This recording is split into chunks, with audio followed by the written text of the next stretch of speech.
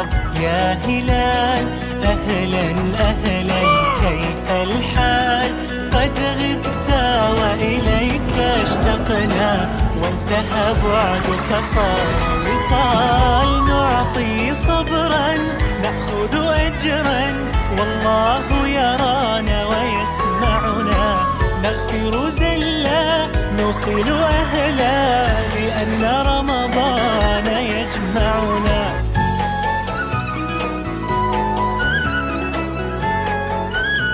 இந்த மனித இனத்திற்கு எல்லாவற்றையும் அல்லாஹ் ரப்பல் ஆலமீன் விளக்கிக் கொண்டே வருகிறார்.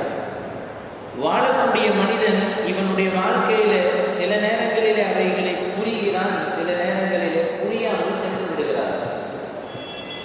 அல்லாஹ்வுடைய ஒவ்வொரு வார்த்தையும் பரக்கத் பொருந்தியது. இன்று நம்மிலே பலருக்கு பல சந்தேகங்கள் இருக்கலாம். அதில் குறிப்பாக நம்மளுடைய வாழ்க்கை இதனுடைய ஓட்டத்திற்கேற்றால் போல் கிடைக்கப்பட்டது ஒவ்வொரு வாய்ப்புகள். அந்த வாய்ப்புகளிலே ஒன்று ரமதான் என்று நேற்றைய தினம் பார்த்தோம். இந்த ரமதானை துஆக்களின் மூலமாக பயன்படுத்துதல் என்பதை பற்றி சில விஷயங்களை முன்வைத்து பேசினோம். இன்ஷா அல்லாஹ் இப்பொழுது இந்த ரமதானிலே கழிக்கக்கூடிய நோன்புகளை இப்பொழுது நமக்கு மத்தியிலே நடைபெற்று கொண்டிருக்கின்ற விஷயங்களை வைத்து இன்னமும் அதை எப்படி பரிசுத்தப்படுத்துவது என்பதை பற்றி மட்டும் சிறிது நேரம் இன்ஷா அல்லாஹ் பார்த்துவிட்டு முடிக்கலாம். அல்லாஹ்வுடைய அல் குர்ஆன் இந்த உலகத்திலே இன்றைக்கு மனிதர்களுக்கு பீடித்திருக்கின்ற நோய் நொடிகள், கஷ்ட நஷ்டங்கள், பலா முசீபத்துகள் எல்லாவற்றுக்கு பின்னணியிலேயும் மனிதன் மருந்து தேடி அலைவான்.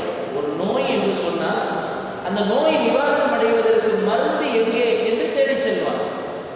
அந்த நோய்க்கு உண்டான மருந்தை தேடி அடைவதிலேயே இவனுடைய வாழ்க்கை பாதி வாழ்க்கை முடிந்துவிடும். மிச்சமுள்ள வாழ்க்கையிலே இவன் அந்த மருந்து மாத்திரைகளை போட்டு கடைசி வரைக்கும் தன் காலத்தை கடத்துவான். ஆக மருந்துக்கு பின்னணியிலே இன்றைக்கு நாம் தெரிந்திருக்கிறோமோ மறந்திருக்கிறோமோ தெரியவில்லை, மருந்துக்கு பின்னால் நம்முடைய வாழ்க்கைகள் எல்லாம் ஓடிக்கொண்டிருக்கிறது. இந்த வாழ்க்கையில இன்றைக்கு இன்றியமையாத ஒரு தேவையாக மருந்துகள் வந்து நிற்கிறது. மருந்து மாத்திரை இல்லைன்னா மனிதன் இல்லை என்ற ஒரு நிலைக்கு இன்றைக்குள்ள சமுதாய மக்கள் வாழ்ந்து கொண்டிருக்கின்ற ஒரு நிலை. நின்றால் கால்வலி, உட்கார்ந்தால் தலைவலி, படுத்தால் வயிற்று வலி, பேசினால் பல்வலி, பார்த்தால் கண்வலி, எல்லாம் இவன் என்ன செயல் செய்கிறானோ அந்த செயலுக்கு ஏற்றார் போல வழிகள் என்று இந்த மனிதனுக்கு அவ்வப்போது அனுபவித்துக் கொண்டே இருக்கிறார். ரொம்ப தூரம் நடந்து போயிட்டாரு, அப்போ சொல்லலாம் கால் வலின்னு. ஒரு 5 நிமிஷம் கூட நடக்கல, கால் வலி வருகிறது. பல கிலோமீட்டர்கள் நடந்த கூட்டம் இன்றைக்கு ஒரு ஸ்டாப்பிங் கூட இங்கிருந்து இருக்கிற பஸ் ஸ்டாண்டு கூட நம்மளுக்கு நடக்கிறதுக்கு வாய்ப்பு இல்லை. அந்த வாய்ப்பை நாம் ஏற்படுத்தியதில்லை. வெளியே போய் பள்ளிவாசல் விட்டு வெளியே போய் நின்றோம்னா நம்ம பார்க்கறது ஏதாவது ஆட்டோ வருமா அப்படின்னு தான் கேட்போம். ஏதாவது ஆட்டோ கிடைக்குமா, இங்கிருந்து பஸ் ஸ்டாண்டுக்கு போகணும் என்ற ஒரு நிலை. ஏன் ஒரு பக்கத்து ஸ்டாப்பிங் கூட நடக்க முடியாத ஒரு சூழ்நிலையா, அல்லது பணம் இருக்கிறது என்பதற்கின்ற ஒரு சூழ்நிலையா? இங்கே நம்ம கடைசியாக கணிச்சு பார்த்தோம்னா பணம் இருக்கிறதுனால ஆட்டோவில் போகிறோன்ற கணக்கு இல்லை. நம்மளால் அவ்வளோ தூரம் நடக்க முடியுமா என்ற ஒரு பிரச்சனை வந்து விட்டதுனால அங்கே ஆட்டோ பிடிக்கக்கூடிய ஒரு சூழ்நிலை ஏற்படும். பக்கத்து தெருவுக்கு போகிறதாக இருந்தாலும் கூட சரி, இன்றைக்குள்ள காலகட்டத்தில் ஒரு வாகனத்தை எடுத்துக்கொண்டு செல்லுகின்ற ஒரு சூழ்நிலையை தான் நம்மால் பார்க்க முடிகிறது. பக்கத்தில் பள்ளிவாசல் இருந்தாலும், ஒரு 10 வீடு தள்ளி பள்ளிவாசல் இருந்தாலும் அந்த பள்ளிவாசலுக்கு நடந்து வர்றதில்லை. நம்ம கிட்ட வச்சிருக்கிற பைக் எடுத்து தான் நம்ம என்ன செய்யணும், தொழுகைக்கு வருகிறோம். முஹம்மது ரசூலுல்லாஹி ஸல்லல்லாஹு அலைஹி வஸல்லம் அவர்கள் சொல்லிய ஹதீஸ்கள் நமக்கு தெரியும். யார் தொழுகைக்காக வேண்டி ஒழு செய்துவிட்டு அவர் பள்ளிவாசலை நோக்கி ஒவ்வொரு எட்டுக்கள் நடந்து வருகிறாரோ அவருக்கு ஒவ்வொரு எட்டுக்கும் அந்தந்த நன்மைகள் கிடைக்கிறது என்று முஹம்மது ரசூலுல்லாஹி ஸல்லல்லாஹு அலைஹி வஸல்லம் சொன்ன ஹதீஸ்களை நாம் எல்லாம் செயல்பட்டு கடந்து வந்து இன்றைக்கு அதை மறந்துட்டோமா அல்லது வேணும்னே விட்டுட்டோமான்னு தெரியல. பக்கத்து வீடாக இருந்தாலும் பக்கத்தில் பைக்கில் வந்து பள்ளிவாசலுக்கு வரக்கூடிய சூழ்நிலை, அதற்கு கூட நம்மால் நடந்து வர முடியவில்லை என்றால் ஒரு கணம் இது சோம்பேறித்தனமா அல்லது நம்மளுடைய ஏழாமைத்தனமா என்று பார்த்தால் சோம்பேறித்தனம் அல்ல, கிட்டத்தட்ட ஏழாமைத்தனம் என்று தான் அங்கே வருகிறது. அதற்கு கூட நடந்து வருவதற்கு நம்மால் ஒரு முடியாத ஒரு சூழ்நிலையில நம்மளே அறியாமலே இருக்கிறோம். நம்மளுக்கு சிந்தனை பண்ணி பார்த்தா தெரியாது. இங்க இருக்கிற பக்கத்தில் உள்ள முனையில உள்ள கடைக்கு போயிட்டு வர்றதுக்கு பைக் எடுத்துட்டு போறோமே, ஏன் எடுத்துட்டு போகணும்? நாம் நடந்து போகலாமே என்ற சிந்தனை நமக்கு சொல்லும். ஆனால் இருந்தாலும் நேரத்தை மிச்சப்படுத்தணுங்கிற பேர்ல நம்மளுடைய உடல்களை நாமே அந்த இடத்துல பலகீனமாக்கி கொண்டே இருக்கிறோம். அல்லாஹ் ரப்பல் ஆலமீன் நம்மளுடைய உடல் ஆக்டிவேஷன் எந்த அளவுக்கு செய்கிறோமோ அந்த அளவுக்கு அல்லாஹ் ரப்பல் ஆலமீன் உடல் திடகாத்தத்தை வச்சிருக்கிறார். இன்ஷா அல்லாஹ் இந்த மனிதனுடைய வாழ்க்கை கிட்டத்தட்ட சொல்ல போனா அவன் எந்த அளவுக்கு நடக்கிறானோ அவனுடைய ஆயுட்காலம் நீடித்திருக்கும் என்று கூட புரண பழமை வாய்ந்த நூல்களில் எழுதி வச்சிருக்கிறான். எந்த அளவுக்கு அவன் நடந்து நடந்து வேலைகள் செய்கிறானோ அந்த அளவிற்கு அவனுடைய ஆயுட்காலம் இருக்கும் என்று அல்லாஹ்வுடைய தக்தீர். அது அதில் மாற்றம் இல்லை. ஒரு ஆள் நடக்காமையே உட்கார்ந்து இருந்தாருன்னா காலம் முழுக்க எப்படி அவருக்கு என்ன ஃபங்க்ஷன் இருக்கும் உடம்புல, எப்படி கால் கைகள் எப்படி வேலை செய்வது, ஒன்றுமே முடியாது. நடத்தலை வைத்து அவருடைய ஆயுட்காலம் தீர்மானிக்கப்படுகிறது. அவருடைய உழைப்பை வைத்து அவருடைய உடல் திடகாத்தத்தை தீர்மானிக்கப்படுகிறது. எந்த அளவுக்கு உடலால் உழைக்கிறாரோ அந்த அளவுக்கு உடல்ல அவருக்கு எல்லா எனர்ஜியும் கிடைக்கும். உடல்ல உழைக்கவே இல்லை. ஒரு ஒரு பைய தூக்கணும்னா கூட அதற்கு நாம பக்கத்துல ஒரு ஆளை வச்சிருக்கிறோம். ஒரு செருப்பை தூக்கி எடுத்து போடுறது கூட வீட்டில் மனைவி எடுத்துட்டு வந்து போடணும். ஒரு துணிமணியை நமக்கு உதவி அதை அயன் பண்ணி தர்றதுக்கு நம்ம வீட்டு பிள்ளைகளை வேலைக்காக வேண்டி வச்சிருக்கிறோம். இதை கடந்து துணி துவைப்பதற்கு வீடை கழுவுவதற்கு எவ்வளவு பேர் சொல்றதுக்கு நேரம் இல்லை. இப்போ சுருக்கமாக சொல்ல போனால் மனிதன் இன்றைக்கு ஒரு மிஷினை போல, ஒரு மிஷின் என்னென்ன வேலைலாம் செய்யுமோ அது போல இன்றைக்கு மிஷினுடைய வாழ்க்கையை போல மனிதன் கிட்டத்தட்ட வாழ்ந்து கொண்டிருக்கிறார். இப்போ இந்த மாதிரி தன்னுடைய உடல்களில் தானே சேர்த்து கொண்டு வைத்திருக்கக்கூடிய நோய்களும் இருக்கிறது, தன்னால் வந்த நோய்களும் இருக்கிறது. எனவே அல்லாஹ்வுடைய கிருபை கொண்டு நாம் இந்த நோய் நொடிகளை போக்குவது எப்படி என்பதை முதல்ல நாம் பேச கடமைப்பட்டிருக்கிறோம். ரொம்ப பேர் கால் கை வலி வந்த உடனே என்ன செஞ்சணும் அப்படின்னாக்கா அடுத்த செகண்டே எங்கேயாவது ஹாஸ்பிட்டல் போகலாமா, இதுதான் மனித சிந்தனை சொல்லும். பார்க்குறாங்க அதான் சொல்லுவார். அவரும் மற்ற நல்ல விஷயத்தை சொல்ல மாட்டார். கால் வலிக்குது அப்படியே என்ன ஹாஸ்பிட்டல் போலையா, உடனே மூணாவது ஆள் சொல்லுவார் இந்த ஹாஸ்பிட்டலில் போய் பாருங்க மருத்துவர் நல்லா பார்ப்பார். இன்னொருத்தர் சொல்லுவார் அங்கே வேணாம் இங்கே போங்க, அவங்க ஸ்கேன் எடுத்து தெளிவாக ஒரு கால் வலின்னு சொன்னதில் ஸ்கேன் வரைக்கும் போய் அவர் காலை அடுத்த 5ஆவது நாள் ஆப்ரேஷன் அவர் நல்லா பண்ணுவார். கால் வலி தானப்பா சொன்னேன், ஆப்ரேஷன் வரைக்கும் போயிட்டீங்க. சாதாரணமான ஒரு அந்த மாதிரி மனிதனுடைய சிந்தனை இன்னைக்கு போய்கிட்டே ஒரு உடல் நோயின்னு அடுத்த கட்டமாக அதற்கு ஸ்கேனு, அதற்கு உண்டான ரிப்போர்ட்டு, அதுக்கப்புறம் ஆப்ரேஷன், அடுத்த லெவல் தான் நம்மளுடைய வாழ்க்கை அப்படின்ற மாதிரி ஒரு தாட்டில் ஒரு சிந்தனையில் மனிதனுடைய வாழ்க்கை ஓடிக்கிட்டே இருக்கு. எனவே இதை மாற்ற வேண்டும். இதை மாற்றுவதற்கு ஒரே வழி, அதைத்தான் இன்ஷா அல்லாஹ் இப்போது பார்க்க போகிறோம். இதற்கு ஒரே தீர்வு அல்லாஹ்வுடைய அல் குர்ஆன் மட்டும்தான். அல்லாஹ் ரப்பல் ஆலமீன் குர்ஆனை இறக்கி வைத்து விட்டு சொன்னான். இந்த குர்ஆன் எதற்கு என்று கேட்டால் மக்கள் எல்லாம் கேட்கிறார்கள், இந்த குர்ஆன் எதற்கு அருளப்பட்டு இருக்கிறது, இது எதற்காக வேண்டி? அல்லாஹ் சொன்னான் தாலிகல் கிதாபு லா ரைப ஃபீஹி ஹுதல் லில் முத்தகீன். இது முத்தகீன்களுக்கு நேர்வழி காட்டும். வார்த்தை புரியும்.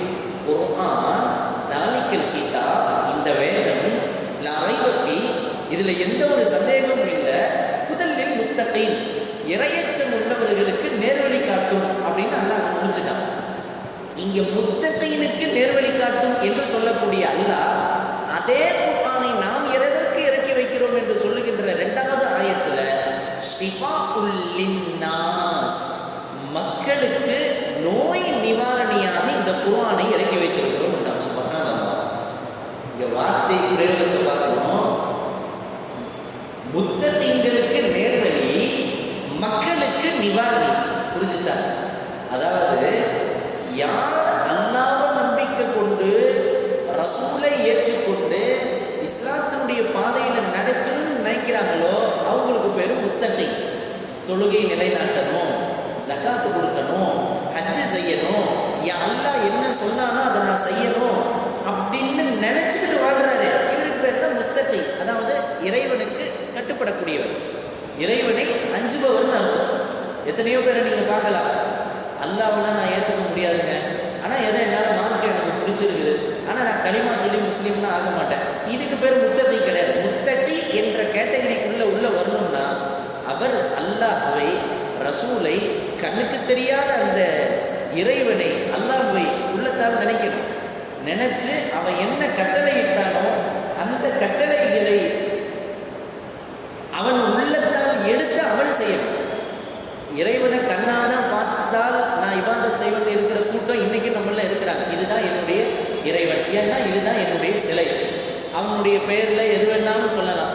அவர்கள் சொல்லுவார்கள், இது எங்களுடைய தெய்வம், இது எங்களுடைய குல தெய்வம், எங்களுடைய குடும்ப தெய்வம், எங்களுடைய ஊர் தெய்வம் என்று ஒவ்வொரு பேர் வச்சிருப்பாங்க. ஒவ்வொன்றுக்கும் விளக்கமாக சொல்ல தேவையில்லை, புரியும்.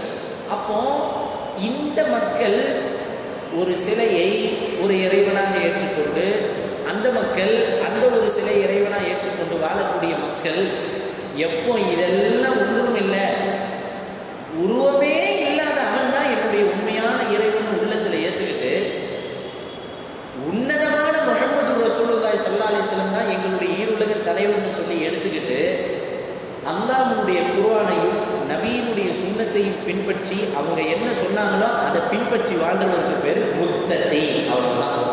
அல்லாஹ் சொன்னா இந்த முத்தகீன்களுக்கு தான் இந்த குர்ஆன் நேர்வழி காட்டும். முதலில் முத்தகீன் என்றால் முத்தகீன்களுக்கு நேர்வழி காட்டுகிறது ஒரு பாயிண்ட். அப்போ முத்தகி இல்லாத யார் யாரோ குர்ஆனை தொட்டா கூட அது நேர்வழி காட்டாது, குற்றத்தையும் குறையும் தான் கண்டுபிடிக்க வைக்கும்.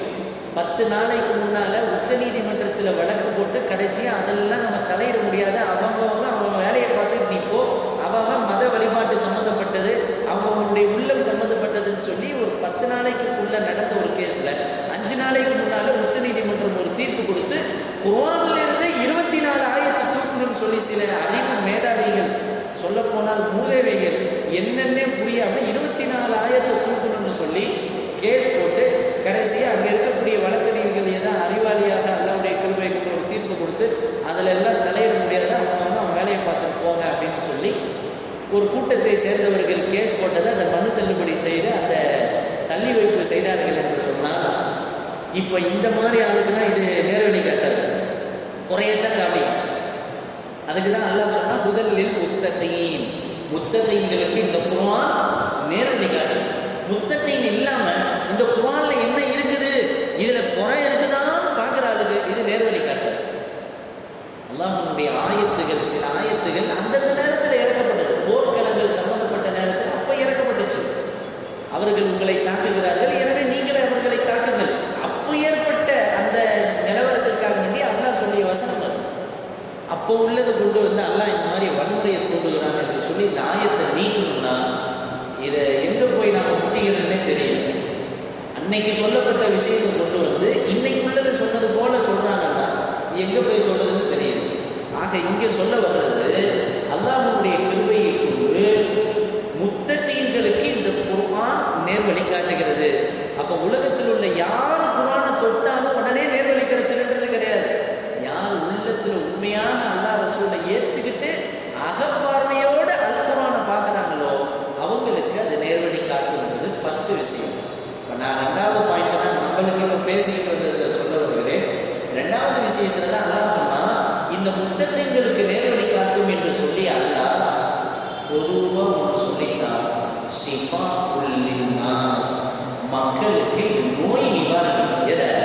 குர்ஆனை மக்களுக்கு நோய் நிவாரணி என்று அல்லாஹ் ஒரே வார்த்தையில் முடிச்சிட்டான். இப்போ இங்கே வார்த்தையை பயன்படுத்துறதை பார்க்கணும். மக்களுக்கு நேர்வழினா இங்கே அல்லாஹ் ஷிஃபாஉல் லில் முஸ்லிமீன் அப்படின்னு சொல்லலை. முஸ்லிம்களுக்கு மட்டும் இது நோய் நிவாரணின்னு அல்லாஹ் சொல்லலை. அல்லாஹ் என்ன சொன்னான்? ஷிஃபாஉல் லின்னாஸ், மக்கள். மக்கள்னு சொல்லிட்டா இங்கே மனித மானுடம் எல்லாமே அதுக்குள்ளே வந்துருச்சு. இங்கே வந்து முஸ்லீமு, காஃபிரு, நசரானி, யஹூதி அப்படின்னு இங்கே பிரித்து பார்க்க முடியாது. அதனால தான் அல்லாஹ் ஜல்ல தஆலா பொதுவாக உலகத்தில் யார் வேணாலும் என்ன கஷ்டப்படுறியோ அந்த கஷ்டம் உனக்கு போகணும்னு நினச்சி என் குர்ஆனை திறந்து ஓதுனா நிச்சயம் அது போயிடும். சுப்ஹானல்லாஹ். இங்கே அல்லாஹ் ஈமான பாயிண்டாக வைக்கல, நல்லா புரிஞ்சுக்கணும். ஒரு காஃபிர் கூட இருக்கட்டும், உண்மையாக சொல்லுங்கள், ஒரு காஃபிர் சிலையை தான் வணங்குகிறார், ஆனால் ஒரு அடி உள்ளத்தில் ஒரு நினைப்பு வச்சிருக்கிறாரு, எடுத்து ஓதுவோம். ஏன்னால் முகமது ரசூலுல்லாஹி ஸல்லல்லாஹு அலைஹி வஸல்லம் சொல்லியிருக்கிறாங்க, யார் ஒருவர் நோய்வாய்ப்பட்ட அந்த நோய்க்கு நிவாரணம் தேடி அழைக்கிறாரோ அவர் அல்ஹம்து ஃபாத்திஹா சூராவை 7 தடவை ஓதட்டும், அவருக்கு ஷிஃபா கிடைச்சிடும் நபி ஸல்லல்லாஹு அலைஹி வஸல்லம் சொன்னாங்க.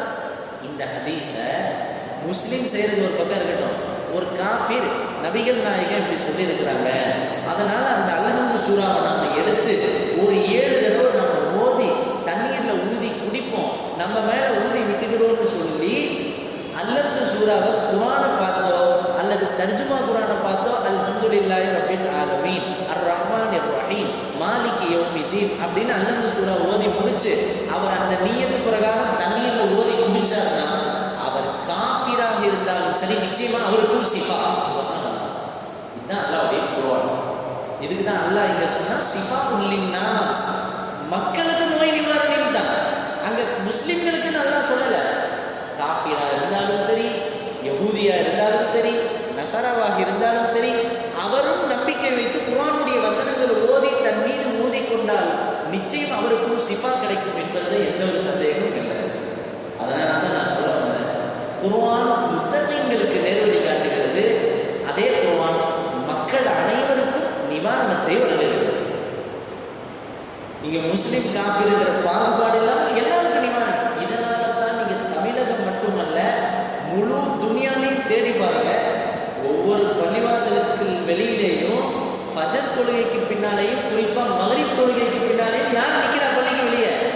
நம்ம வீட்டு பெண்கள் அவங்க நிற்கிறாங்க. முஸ்லிமான பெண்கள் ஏதாவது 100ல் 1 நிற்கலாம். ஆனால் ஒவ்வொரு பள்ளிவாசலுடைய வெளியிலையும் ஓதி பார்க்கறதுக்கு யார் நிற்கிறா? காஃபிர்கள் தானே நிற்கிறாங்க. நம்மளுடைய அன்பு சகோதரர்கள், தொப்புள் குடி உறவுகள், அவர்கள் தானே வந்து நிற்கிறாங்க. நம்ம என்ன விரட்டி விட்டுறோமா? நல்லா சிந்திச்சு பார்க்கணும். காஃபிர்கள் வந்து நிற்கிறாங்க எங்கேயாவது பள்ளிவாசல்ல, நீங்களாம் எதுக்கு இங்கே வந்து நிற்கிறீங்க, போக இங்கெல்லாம் வராதிங்கன்னு எங்கேயாவது ஒரு இடத்துல சொல்லப்பட்டிருக்கா? இன்னும் ஒரு படி மேலே சொல்ல போனால் அவங்க உட்கார்றதுக்கு ஒவ்வொரு பள்ளிவாசலையும் இப்போ நாற்காலிகள்லாம் போட்டு வச்சிருக்கிறாங்க. இப்போ கெட்ட பள்ளிவாசல் எல்லாம் நியூ மாடல் பள்ளியில் என்ன செய்கிறாங்கன்னா, பள்ளிவாசல் செருப்புக்கு விடுற அந்த வராண்டாவை கொஞ்சம் அட்ஜஸ்ட் பண்ணி செருப்பு ரேக் வச்சுட்டு இந்த இடத்துல சேர் போட்டு வச்சுக்குவோம், நீட்டாக டேபிள் போட்டுக்குவோம் 2 பக்கமும். எதுக்கு? மாற்று மத சகோதரர்கள் வராங்க ஓதி பார்க்கறதுக்கு, அவங்கள உட்கார வைக்கணும். சுபஹானல்லாஹ். எல்லா பள்ளிவாசலையும் இங்கே இருக்குதா இல்லையா? இப்போ நாம் இங்கே கேட்குற கொஸ்டின்னு, நீ ஈமானை ஏற்றுக்கலப்பா, உனக்கு இதெல்லாம் தேவையில்லை, பழிக்காது அப்படின்னு சொல்லி அவங்க வெளியே துரத்தி விட்டுறோமா? இல்லையே. ஏன் அவர்கள் வருகிறார்கள்? நாம ஏன் அவர்கள் மேலே ஓதி விடுகிறோம்? இதுதான் குர்ஆன். இதுதான் குர்ஆன். குர்ஆன் இங்கே வந்து ஷிஃபா தர்றது வந்து வெறும் முஸ்லிம்களுக்கு மட்டும் கிடையாது, எல்லாம் அவனும் மனுஷன் தானே. என்ன வித்தியாசம்? நாம ஈமான் கொண்டிருக்கோம், அவர் ஈமான் கொள்ளலை. அவர் வியூ பாயிண்ட்ல அவர் இருக்கிற வணங்குகிற தெய்வம் தான் உண்மைன்னு நினைச்சுக்கிட்டு இருக்காரு. நம்ம வியூ பாயிண்ட்ல உண்மையான அல்லாஹ்வை நாம வணங்குறோம் நினைச்சிருக்கோம். அதுதான் உண்மை. ஆனா அவருடைய படிச்ச அறிவுல அதை தவறா புரிஞ்சிருக்காரு. ஆனா அல்லாஹ்வை பத்தி அவர் விளங்கிட்டாரு, மார்க்கத்தை பத்தி விளங்கிட்டாருன்னா இன்னைக்கு நம்மளை விட அவங்க பர்ஃபெக்டா செயல்படுவாங்க. ஏன்னா ஒண்ணும் இல்லாத ஒரு தெய்வத்திற்கு ரோட்ல படுத்து உருள்றவர்கள் அவர்கள். அதுதான் விளக்கமா சொல்லணும்னா சொல்லலாம். நம்மளுடைய ஈமான்லாம் என்னது?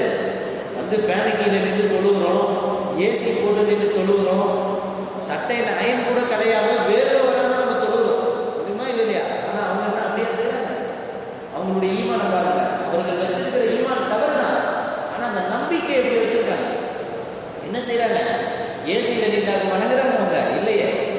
அவர்கள் வணங்கக்கூடிய தேவாலயங்களுக்கு வெளியே நின்றுக்கிட்டு அந்த தெருவில் பருத்து உருள்றாங்க. இங்கேருந்து அப்படியே அந்த பக்கம் அது வரையும் ஒரு உருள், இந்த பக்கம் ஒரு உருள், மண்ணில் பறந்து உருளுகிறார்கள். கேட்டால் அவர் சொல்லுவார், இந்த மாதிரி செஞ்சாதான் என்னுடைய கடவுள் என்னுடைய நீயத்தை நடத்தி கொடுக்கும்.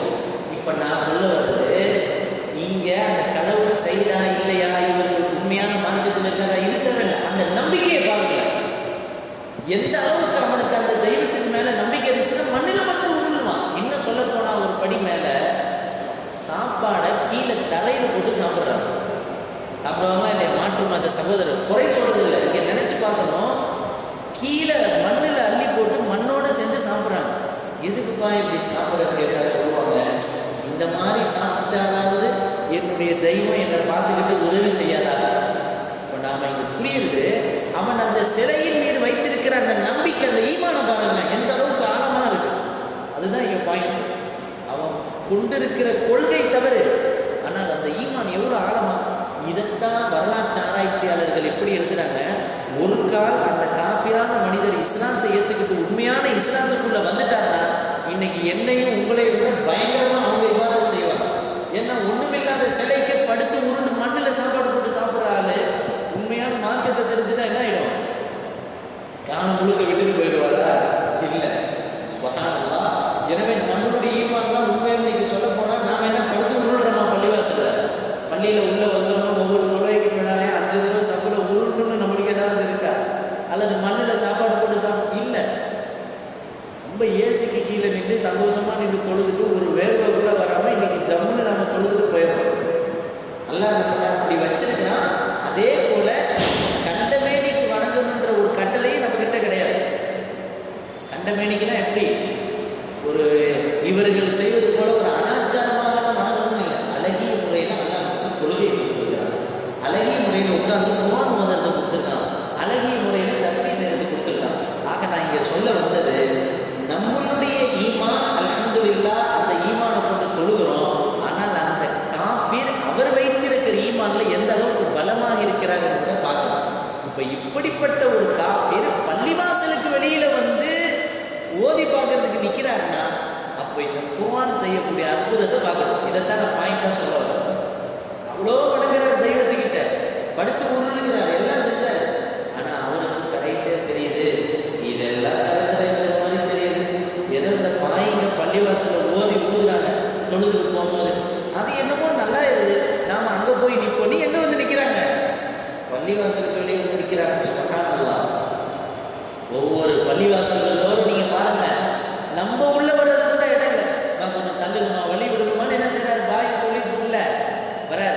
இன்னும் சொல்ல போனா நாம கூட பள்ளிவாசல்ல பாங்க சொல்லிட்டு மகரிப் தொழுகை 2வது 3வது ரக்காத்து நடக்கும்போது தான் உள்ள வரும்.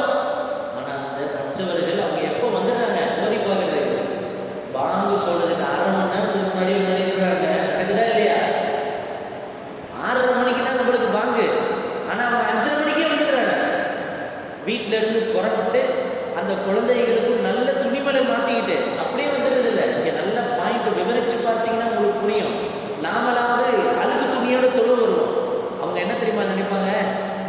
பள்ளிவாசலுக்கு ஓதி பார்க்கறதுக்கு நல்ல குளிச்சுட்டு சுத்தபத்தமா போவோம்னு சொல்லி தூக்கிட்டு வர்ற அந்த தாய்மார்கள் சகோதரிகளும் சரி, அந்த குழந்தைகளையும் சரி நல்ல குளிப்பாட்டி நல்ல புது ட்ரெஸ்ஸை போட்டு வந்தா என்ன செய்யறாங்க? பள்ளிவாசலுக்கு வெளியே சுத்தபத்தமா நிற்கிறாங்க. ஏன்னா அவங்களுக்கு அந்த மதிப்பு தெரியுது. மசூதிக்குள்ள நம்ம அப்படியே என்ன செய்யக்கூடாது? நுழைஞ்சிடக்கூடாது. மசூதிக்குள்ள குளிச்சுட்டு போகணும் அப்படின்னு சொல்லி துணிமணியெல்லாம் மாத்திட்டு குளிச்சுட்டு இவ்வளோத்துக்கும் பள்ளிவாசல் உள்ள வரல. எங்க தான் நிற்கிறாங்க? எங்க நிற்கிறாங்க? வாசல்ல நிற்கிறாங்க. பள்ளிவாசலுடைய வாசல்ல நிற்கிறதுக்கு அந்த அளவுக்கு கண்ணியமான முறையில் நிற்கிறாங்கன்னா இங்கே நாம் இன்னொரு பாயிண்டை சிந்திச்சு பார்க்கணும். நாம் பள்ளிவாசல் உள்ள வந்து தொழுகிறோமே, அப்போ நம்ம துணிமணி எவ்வளோ சுத்தபத்தமாக இருக்கணும்னு நீங்கள் யோசனை பண்ணி பார்க்கணும். நாம் எந்த அளவுக்கு பர்ஃபெக்டாக பள்ளிவாசலுக்கு வரணுன்றதை சிந்திச்சு பார்க்கணும். பள்ளிவாசலுக்கு வெளியில் நிற்கக்கூடிய அந்த மாற்றவர்கள் கூட, நம்மளுடைய அன்பு சகோதர சகோதரிகள் கூட துணிமணிகளை நல்ல முறையில் மாற்றிக்கிட்டு ஓதி ஊதுறதுக்காக வேண்டி வராங்கன்னு சொன்னால் நாம் எந்த அளவுக்கு செயல்படணும் என்பதை இந்த இடத்துல கொஞ்சம் சிந்திக்க கடமைப்பட்டிருக்கிறோம். 2வது விஷயம் நான் இதைத்தான் சொல்ல வந்தேன். அவர்கள் அவ்வளவு அடுத்த தெய்வங்களை வணங்கினாலும் அல்லாஹ்வுடைய அல்குர்ஆன் மேல நம்பிக்கை வச்சு வராங்க. வந்தவொடனே ஓதிப்பா, நம்ம எல்லாம் தொழுது முடிச்சுட்டு போனோன்னா எல்லாருமே ஊதுவாங்களா அப்படின்னு தான் பார்ப்பாங்க. அதில் இமாம் சாப் பள்ளியில் கண்டிப்பாக ஊதுவாங்க, மத்தின் ஊதுவாங்க, சில பெரியவர்கள் தொழுதுட்டு போகும்போது ஊதுவாங்க. ஊதும் பொழுது அப்போ என்ன சொல்லுவாங்க? பாய் இந்த மாதிரி என்னென்ன 2 நாள் குழந்தை சாப்பிடல, கொஞ்சம் ஊதுங்க. இப்போ நான் இங்கே கேட்குறேன், 3 நாள் குழந்தை சாப்பிடாததுக்கு போகிற நீங்கள் என்ன அதுக்குன்னு படிச்சுட்டா வந்துருக்கிறீங்க? ஏதாவது இல்லையே. நாம் என்ன செய்வோம்? அப்படியா உடனே என்ன செய்வோம்? அல்ஹம்து சூராவை மட்டும் என்ன செய்வோம்? அவங்க மேலே ஊதுவோம். ஆயத்துல் குர்சியை ஊதுவோம். வேற ஏதாவது டானிக் எழுதி கொடுக்குறோமா? அப்படியாம்மா 3 நாள் குழந்தை சாப்பிடலையா? சரி இந்தாங்க இந்த டானிக் எழுதி குடிங்க அப்படின்னு நாம யாராவது கொடுக்குறோமா? இல்லையே. என்னதான் செய்யறோம்? அல்ஹம்து சூராவை நின்றுக்கிட்டு ஓதி அந்த குழந்தை மேலே ஓதுகிறோம். அந்த தாய்மார்களும் போயிடுறாங்க. அல்ஹம்துலில்லாஹ் அவங்க அடுத்த நாள் வராங்களோ இல்லையோ, அவங்க ஓதுனதனுடைய பரக்கத்தை கொண்டு அந்த குழந்தை அடுத்து சாப்பிட ஆரம்பிச்சது, நல்ல முறையில் தூங்க ஆரம்பிச்சது. அப்போ அவங்களுடைய உள்ளத்தில் நீயத்து வருகிறது, அந்த வாயில ஏதோ ஓதி ஊதுறாங்க, அது நல்லா இருக்குது. எவ்வளோ டாக்டர்கிட்ட போய் மாத்திரை மருந்துலாம் எழுதி பார்த்தோம், ஆனால் அந்த மாத்திரை மருந்துலாம் என்ன செய்யலை, பலன் தரலை. அந்த வாய் பள்ளிவாசலுக்கு வெளியே என்னமோ வாயில் முணங்கிக்கிட்டு இப்படின்னு மேலே ஊதி விட்டாரு, அது என்ன ஆகி போச்சு, நிவாரணம் கிடைச்சிருச்சு. எத்தனை பேர் நிவாரணம் இல்லாமல் டெய்லி கூட்டம் வருதுங்க. நீங்கள் பாயிண்ட் புரியணும். ஒரு கால குர்ஆன்ல அல்லாஹ்வுடைய அற்புதம் சக்தி இல்லைன்னா ஏன் டெய்லி கூட்டம் கூடுவீங்க? இதை அல்லாஹ் மற்றவர்களை வச்சு நம்மளுக்கு புரிய வைக்கிறான். ஏன் ஒவ்வொரு பள்ளிவாசல்கள்லையும் 40-50 பேர் வெளியில மகரிப் தொழுகைக்கு பின்னால் நிற்கிறாங்க, கூட்டம் ஏன் வந்து சேருகிறது? ஆனால் இன்னும் சொல்ல போனால் சில நேரங்களில் அவர் இஸ்லாத்திற்கு எதிரியாக கூட இருப்பார், அவர் கூட வந்து நிற்பார். பாய் ஏதோ தெரியாமல் அன்றைக்கி பேசிட்டேன், மசூதியில் கல்லை விட்டு எரிஞ்சிட்டேன், மன்னிச்சுக்கங்க, தெரியாமல் செஞ்சுட்டேன், அதுக்கு பழி வாங்கிறாதீங்க, எனக்காக வேண்டி ஓதிப்பாருன்னு வந்து நிற்கிறார். இதுதான் அல்லாஹ்வுடைய அற்புதம். அல்லாஹ்வுடைய அற்புதமானது.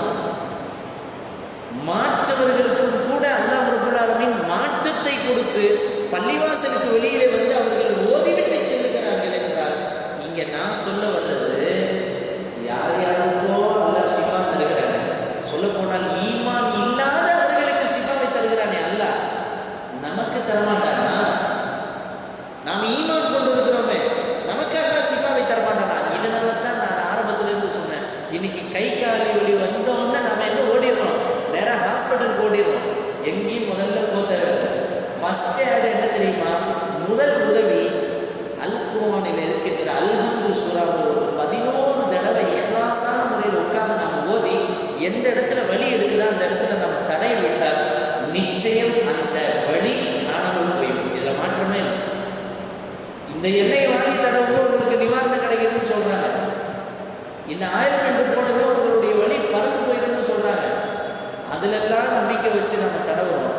ஆனால் அல்லாஹ்வுடைய அல் குர்ஆன், அருமை நபிகள் நாயகம் முஹம்மது ரசூலுல்லாஹ் ஸல்லல்லாஹு அலைஹி வஸல்லம் அவர்கள் சொன்னார்கள், யாருக்கு எந்த இடத்துல வலி ஏற்படுகிறதோ அந்த இடத்தில் அல்லாஹ்வுடைய அல் குர்ஆனுடைய ஆயத்துக்களை ஓதி தடவுங்கள், அது உங்களுக்கு நிவாரணத்தை தரும், ஷிஃபாவை தரும், அது அவ்வளவு பெரிய நிவாரணத்தை வழங்கும் என்று வல்லல் நபிகள் நாயகம் முஹம்மது ரசூலுல்லாஹ் ஸல்லல்லாஹு அலைஹி வஸல்லம் அவர்கள் சொல்லி இருக்கிறார்கள் என்றால், இங்கே நாம் புரிய வேண்டியது அல்லாஹ்வுடைய அல் குர்ஆன் ஷிஃபா, நிவாரணம், நோய்க்கு நிவாரணம், நோய்க்கு மருந்து. நான் இன்னும் உள்ள வந்து எந்தெந்த நோய்க்கு எது நிவாரணம் என்பதை பேசலாம் என்று நினைத்தோம். நேரம் குறைவாக கடந்து விட்டது. இன்ஷா அல்லாஹ் நாளைய தினம் இன்ஷா அல்லாஹ் எந்தெந்த நோய்களுக்கு என்னென்ன துஆக்கள் ஓதினால் ஷிஃபா என்பதை இன்ஷா அல்லாஹ் நாளைய தினம் பார்க்கலாம். ஏன்னா இன்னைக்கு சொல்கிறோமா இல்லையா, இந்த டேப்லெட் தலைவலிக்கு நல்லது, இந்த மாத்திரை வயிற்று வலிக்கு நல்லது என்று மனுஷன் ஒவ்வொன்றுத்துக்கும் ஒன்று வச்சிருக்கான். அல்லாஹ்வுடைய குர்ஆன் மனிதர்களுக்கு ஷிஃபா என்று சொன்ன நேரத்தில் ஒவ்வொரு ஆயத்துகள் ஒவ்வொன்றுக்கும் ஷிஃபாவாக இருக்காது. குர்ஆனே ஷிஃபா தான், முழு குர்ஆனே நிவாரணம் தான். ஆனால் அதிலும் குறிப்பாக சில ஆயத்துகள், அல்ஹம்து சூரா, ஆயத்துல் குர்சி, 4 குல் சூறாக்கள், குல் யா அய்யுஹல் காஃபிரூன், குல் ஹுவல்லாஹு அஹத், குல் அஊது பிரப்பில் ஃபலக், குல் அஊது பிரப்பின் நாஸ், இது போன்ற சூறாக்கள் சில நோய்களுக்கு நிச்சயம் நிவாரணம். لإيلاف قريش إيلافهم رحلة الشتاء والصيف فليعبدوا رب هذا البيت الذي يطعمهم من جوع وآمنهم من خوف என்ற இந்த ஒரு சூரா, ஒரு தனி அத்தியாயம் கொண்ட ஒரு சூரா, 30வது ஜுஸுவிலே கடைசியாக வரக்கூடிய இந்த ஒரு சின்ன சூரா, இது ஒரு மிகப்பெரிய அற்புதம். இதுக்கே எவ்வளோ விளக்கங்கள் இருக்கு தெரியுமா? இந்த லீலாஃபி குரைஷ் சூரா நோய் நிவாரணம் அல்ல.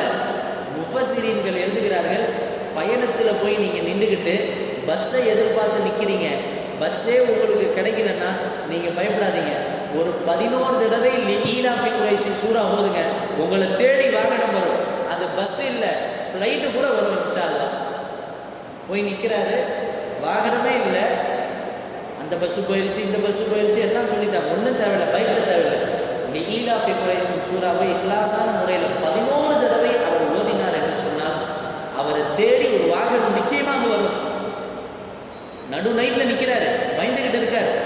ஏன்னா அந்த பயத்தை போக்குகின்ற பக்குவத்தை அல்லாஹ் லீலாஃபி குரைஷின் சூறால வச்சிருக்கான். சுப்ஹானல்லாஹ். வஆமனஹும் மின் ஹவுஃப் என்று வருகிறது. பயத்திலிருந்து விடுதலை தருவதும் அல்லாஹ் தான் என்ற அந்த வசனம் அது. எனவே இவர் பயந்துகிட்டு இருக்கார். நைட் நேரம் ஆயிடுச்சு, நான் எங்கே போகிறது, பஸ் இல்லையே, வாகனம் எதுவுமே இல்லையே, ஒரு ஆட்டோ இல்லையே, ஒரு ஷேர் ஆட்டோ இல்லையே, ஒன்றும் இல்லை. இஹ்லாஸான முறையில் லீலாஃபி குரைஷின் சூறா ஓதுனார்னா அவரை தேடி அல்லாஹ்வுடைய கிருபை கொண்டு ஒரு வாகனம் வந்து நிற்கும். இவரே ஆச்சரியப்படுவார், எப்படி நீங்கள் இந்த நேரத்தில், நான் அந்த பக்கம் தான் போயிருக்க வேண்டியது, திடீர்னு யோசனை பண்ண இப்படி போகலாமேன்னு போனால் பார்த்தாக்கா நீங்கள் நிற்கிறீங்க. இது அல்லாஹ்வுடைய ஏற்பாடு. அல்லாஹ் ஓதியதனுடைய வழக்கத்தை கொண்டு ஒரு வாகனத்தை அவரிடத்தில் கொண்டு வந்து சேர்க்கிறார். இது ஒரு வாகனத்திற்கு மட்டுமல்ல, முழு வாழ்க்கைக்கும் நிவாரணம் அல்லாஹ்வுடைய அல்குர்ஆன். முழு வாழ்க்கைக்கும், தன்னுடைய வாழ்க்கை முழுக்க அவனுக்கு நிவாரணத்தை வழங்குவது, நோய் நொடியற்ற வாழ்க்கை கொடுப்பது அல்குர்ஆன் தான். இதை தவிர வேறு ஒன்றும் இல்லை. இன்ஷா அல்லாஹ் நாளைய தினம் ஆயத்துல் குர்சியினுடைய சிறப்புகள் ஏராளம் இருக்கிறது. இன்ஷா அல்லாஹ் நாளைய தினம் பார்க்கலாம். அல்-ஹம்து சூராவுடைய சிறப்புகள் ஏராளம் இருக்கிறது. இன்ஷா அல்லாஹ் நாளைய தினம் பார்க்கலாம். 4 புல் சூறாக்களுடைய சிறப்புகள் ஏராளம் இருக்கிறது. இன்ஷா அல்லாஹ் நாளைய தினம் பார்க்கலாம். யாசீன் சூராவுடைய சிறப்புகள், வாக்கியா சூரா, தபாரக்கல்லதி, சூரத்துல் முல்க், சூரத்துர் ரஹ்மான், இவர்களுடைய சிறப்புகள் சொல்லிக்கொண்டே செல்லலாம். எனவே இன்ஷா அல்லாஹ் இன்றைய தினம் குர்ஆன் தான் ஷிஃபா என்பதை பற்றி இன்ஷா அல்லாஹ் இவ்வளவு நேரம் விளக்கி பார்த்தோம். அதில் குறிப்பிட்ட ஆயத்துகளும் சூறாக்களும் என்னென்ன பலன்களை தருகிறது என்பதை பற்றி இன்ஷா அல்லாஹ் நாளைய தினம் பார்ப்போம். எல்லாம் அல்லாஹ் ஜல்ல ஷானஹு இந்த குர்ஆன் மற்றவர்களுக்கு எப்படி நம்பிக்கை கொடுத்து ஒவ்வொரு பள்ளிவாசல்களுக்கு வெளியிலேயும் வந்து ஓதி பார்ப்பதற்கு குர்ஆனுடைய ஆயத்துகள் ஓதினால் ஊதினால் எங்களுக்கு அவைகளை கொண்டு நிவாரணம் கிடைக்கிறது என்று எண்ணி எத்தனை மக்கள் வந்து பள்ளிவாசலுக்கு வெளியில் நின்று ஓதி பார்த்து செல்லுகிறார்களோ அவர்களுக்கே அந்த ஈமான் குர்ஆனை பற்றி தெரிகிறது. அல்லாஹ் குர்ஆனை பற்றி விளங்குவதற்காக நம் அனைவருக்கும் தௌஃபீக் செய்வானாக. அந்த குர்ஆனை விளங்கியது மட்டுமல்லாமல் அதை தினந்தோறும் ஓதி அமல் செய்கின்ற நசீபை தருவானாக. யார் நமக்கு இந்த உலகத்தில் நண்பனாக இருக்கிறார்களோ நமக்கு அது முக்கியமல்ல. குர்ஆன் நமக்கு நண்பனாக ஆகிவிட்டால் அதை விட பாக்கியசாலி வேறு யாரும் இல்லை. இந்த குர்ஆனை அல்லாஹ் நமக்கு நண்பனாக ஆக்குவானாக.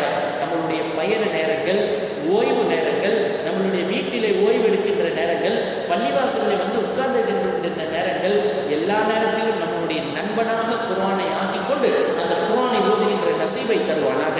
அந்த குர்ஆனுடைய பரக்கத்தை கொண்டு நோய் நொடி இல்லாத வாழ்க்கையை தருவானாக. குறிப்பாக இப்பொழுது உலகம் அனுபவித்துக் கொண்டிருக்கின்ற கொடூரமான கொரோனா போன்ற நோய் நொடிகளை விட்டு அல்லாஹ் என்னையும் உங்களையும் நம் மனைவி மக்கள் அனைவரையும் பாதுகாத்து வருவானாக. கெட்ட கிருமிகள், கெட்ட வைரஸ்களுடைய தாக்குதலிலிருந்து அல்லாஹ் நம்மை பாதுகாப்பானாக. இந்த குர்ஆனுடைய பரக்கத்தை கொண்டு நீண்ட ஆயுளோடு நிறைந்த சுகத்தோடு நோயற்ற ஒரு வாழ்க்கையோடு வாழ்ந்து நாளை மறுஉலகத்தில் அல்லாஹ்வுடைய பொருத்தம் பெறுவதற்கு அல்லாஹ் தௌஃபீக் செய்வானாக. கடைசியில் அல்லாஹ் சொல்வானே, நீ குர்ஆனை உலகத்தில் ஓதி அதன் பிரகாரம் அமல் செய்தாய், என்னுடைய குர்ஆனை உன்னுடைய நண்பனாக எடுத்து நீ வாழ்ந்தாய, அதே குர்ஆனை நீ ஓது எங்கே ஓதி முட்டி மோதி நீ நிற்கிறாயோ அங்கே ஒரு சொர்க்கம் இருக்கிறது, சென்று விடு என்று அல்லாஹ் சொல்வானே, அந்த சொல்லுக்கு சொந்தக்காரர்களாக ஆக்குவானாக. நாளை மறுஉலகத்தில் அல்லாஹ்வுடைய பொருத்தம் பெற்று அல்லாஹ்வுடைய சந்திப்பை பெற்று நபிகள் நாயகம் முஹம்மது ரசூலுல்லாஹ் ஸல்லல்லாஹு அலைஹி வஸல்லம் அவர்களுடன் நானும் நீங்களும் நம் மனைவி மக்கள், தாய் தந்தைகள், உற்றார் உறவினர்கள், ஊர் மக்கள், உலக மக்கள் எல்லோரும்